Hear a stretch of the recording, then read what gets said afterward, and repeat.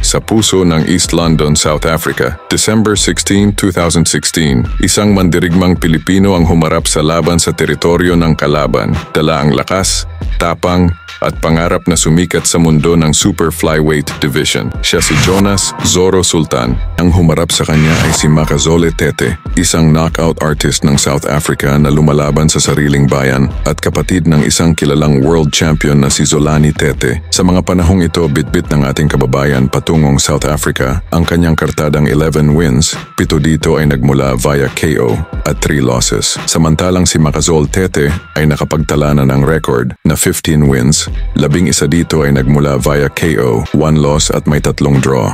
Buo ang tiwala at paniniwala ni Makazole Tete at ng kanyang mga kababayan na kaya niyang pigilan ang rumaragasang bisita. Ngunit dito natin makikita mga boss kung gaano kahalimaw si Jonas Sultan sa harap ng mga Aprikano. Pinatulog niya ng nakatayo si Makazole Tete na nakasanday sa ring sa kasagsagan ng round 2. Tara mga boss, subaybayan natin.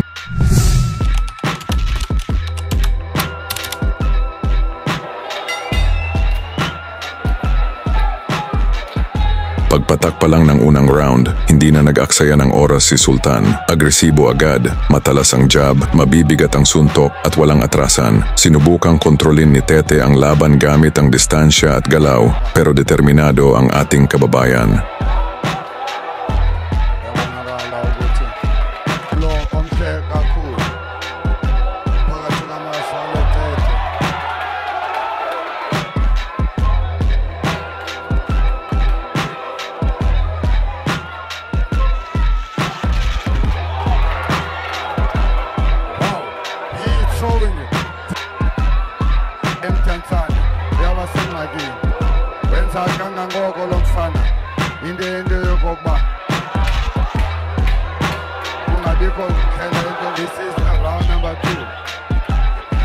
Pagkatapos ng unang round, ilang minuto lang ang lumipas sa ikalawang round.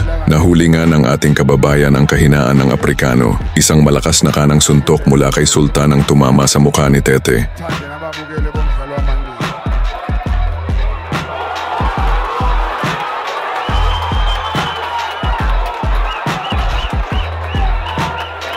Sa lakas at makamandag na kamao ni Sultan, nakatulog ng nakatayo si Makazole Tete habang nakasanday sa ring. Ginulat ni Sultan ang buong Aprikano sa loob ng arena sa pamamagitan ng isang technical knockout at naangkin ang kampiyonatong IBF Intercontinental Super Flyweight Belt.